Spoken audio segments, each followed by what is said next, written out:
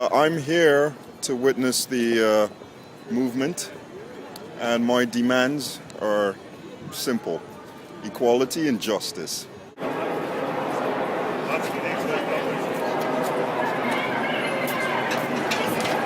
Logistically, makes sense to remain where they are. For them to remain where they are as a barrier. I'm a mother. I work in university and I'm also a student. And I'm here because I'm especially interested in, as soon as the economic system crumbles, how are we going to house ourselves, feed ourselves, and provide ourselves with education. I'm here because I would like to see a fundamental transformation of the way human beings interact with each other and with the planet. I have no demands of existing institutions that are ruining lives and livelihoods and the planet itself. And many people here make no demands of the existing system, but some do. I'm one of the 99% who are being kept poor in the country, so the 1% have all the money. We're from America and we came to study here, and we really wanted a movement to happen, but it didn't happen until we came to study abroad. So we're really glad it's in London now. Get up, stand up, let me hear it, come on. Stand up for your rights. Get up, stand up, and don't give up the fight. Preacher man, don't tell me heaven is on the earth. I know he don't know what life is really worth. Why should the 99%, why should the working class, students, so on, pay for a crisis we didn't create in the first place? And I think that's very much what this movement is about, both in Wall Street and up in the whole world basically at the moment, saying that the economic crisis has been going on for 3 years now, and it's becoming more and more clear that the ruling class is making us pay. In this country, they are slashing education, they're privatizing the national health system. I think there are problems happening in society, in the world and in this country at the moment that are too big to ignore, and the politicians seem determined to ignore them, so it's our responsibility to say this has got to stop. I'm really excited that a lot of people can come together and actually hold a space for a number of weeks, as it is so difficult in the centre of London to do that. We're from St. Louis, and there's an Occupy movement there too, and we plan to get involved as soon as we get back. I'm from Anonymous UK, which is associated with the Hackers group as well, but we are two separate groups. We have the Hackers and we also have the Direct Action people. The difference is that we're on the streets opposing government and asking for government transparency and anti-corruption, but on the streets. Why am I here? I'm in support of the occupation against bankers' greed. I've only just heard today that one of the bishops, I think, resigned, which I think is excellent, because if he's not on the side of the people, then you know, I don't. Whose side is he on? The rich trustees and donors bully them to close the cathedral. We've been here all the time. We obey all the orders of the police, all the fire brigade, all the health and safety. There is no health and safety problem at all, and it's proved because they opened the cathedral in the same health and safety situation, proving they're hypocrites and liars. There was no health and safety problem. That's why they've opened the church again. It's rubbish. God bless you all. These people, they have this technique that they've used over time to distract us from why we're really there. And they say to us, oh, you know, they don't believe in Jesus. We're not here to debate whether we believe in Jesus or not. Excuse me, I don't mean to sound a little, you know, so pissed off, but I actually am. It's a very emotional subject. It's possible to argue that the way we run society and capitalism is a masculine energy. Interesting, debatable. I mean, there are many women, obviously, who are part of the capitalist system, at the top of the capitalist system, but you could argue that it's a sort of a masculine aggression and brutality in the capitalist system that maybe it's time that we had some balance, and maybe some more of that female energy we need to have more of. Women, it affects us all, to be honest. I mean, if you're not going to be able to put food on your table tomorrow, whether you're a woman or a man, you still get affected, don't you? So I don't see this as a sexist thing. I think we should all come together, especially the women. Maybe, the men up there would listen to the women.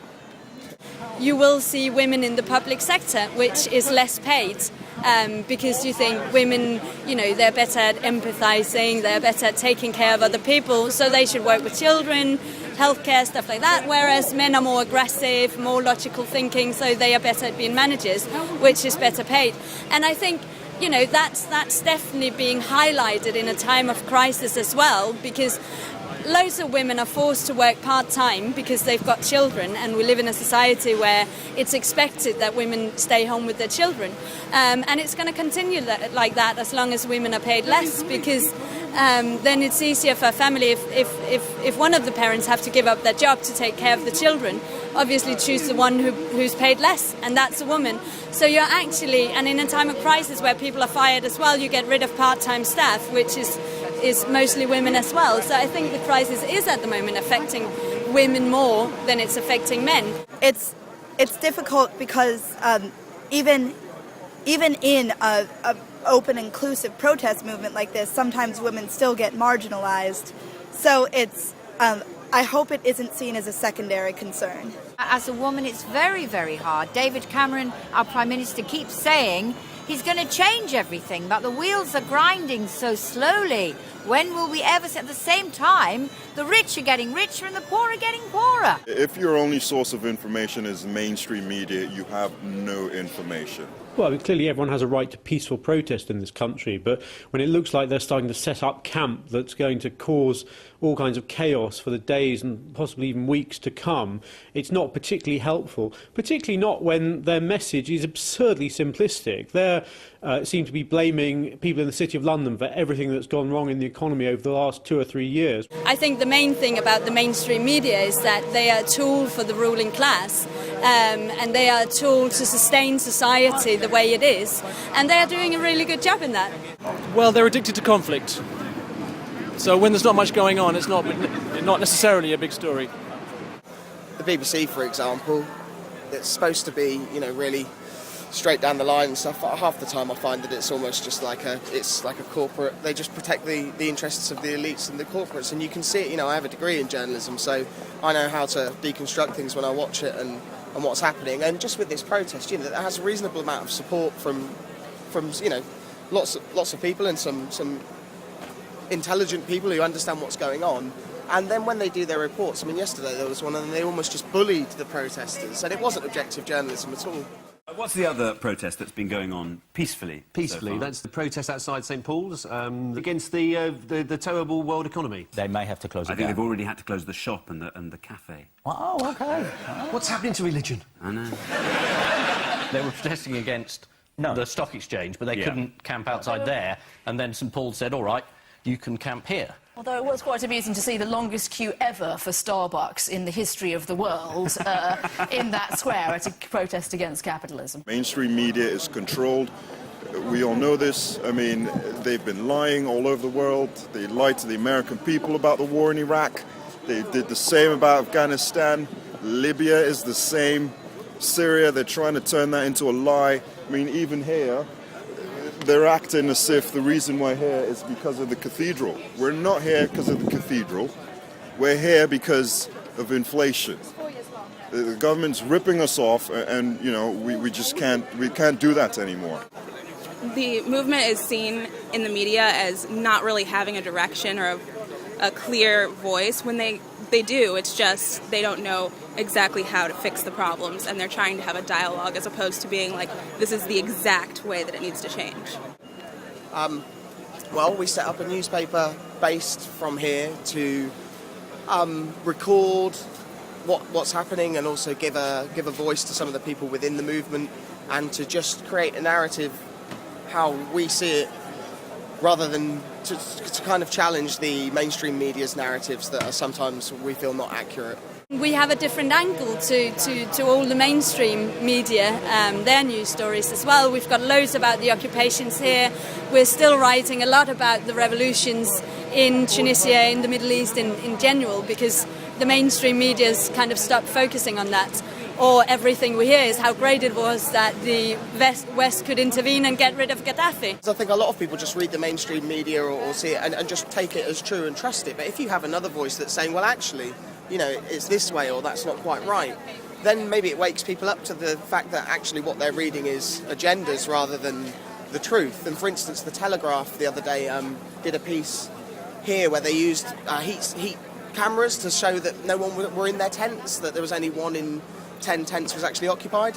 But then some guys from here rented exactly the same equipment and exactly the same camera and did some filming, and they filmed a guy so he was, you know, you could see his heat map, and then he went into the tent and disappeared straight away. So it showed that, you know, who knew that tents were designed to keep the heat in. So it just showed that, I mean, that's just terrible, shoddy journalism. It's not fact-based at all, not doing the proper research.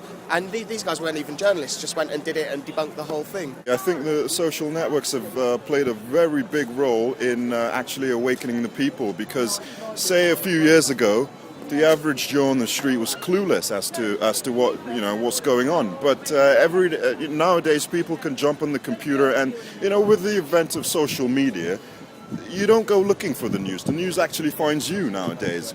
You know, the police can't get away with violence anymore because everyone's got a video camera in their pocket. As a non-user of Facebook, I have to say that I'm sure they're extremely invaluable. I use Twitter a lot, and when I was following things happening in the Arab Spring, you know, you're getting instant stuff from people who are there.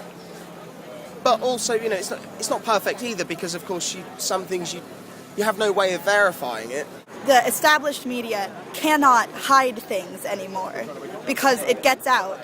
The monopoly of information was once with the media, with the big corporations. Today, even the small people have an opportunity to make their voice heard, and I think this is changing the balance of power in the world. He is a millionaire from Goldman Sachs, and I know him personally.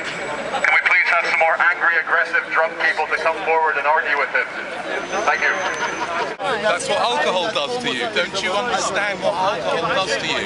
It's really important that people here know who is working for the other side. Yeah? There is no other side. That's an illusion, right? But in the story, in the picture, in the story that we live in, there is no such thing as money. Money is an illusion as well, right? So there's a supposed other side. You can call them bankers, shadow this, or whatever, a bunch of very rich people who know each other, right? So I'm saying these people, either knowingly or not knowingly, are working for them. I would suggest to you that if you're interested in violence, you join the institutions in the square mile that prevail a wholesale violence throughout the world. We're now at 20 years on the war on the people of Iraq, over 10 years with the war on people in Afghanistan. Your definition of violence, saying that it comes from people on the streets, is incredibly wrong. Most of the violence in this world is spun out by governments and corporations.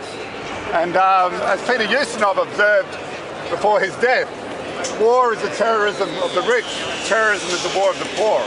Everyone, get up, stand up, yeah! Stand up for your rights. Let me hear you, come on. Get up, stand up, and don't give up the fight. Never. And don't give up the fight, never ever.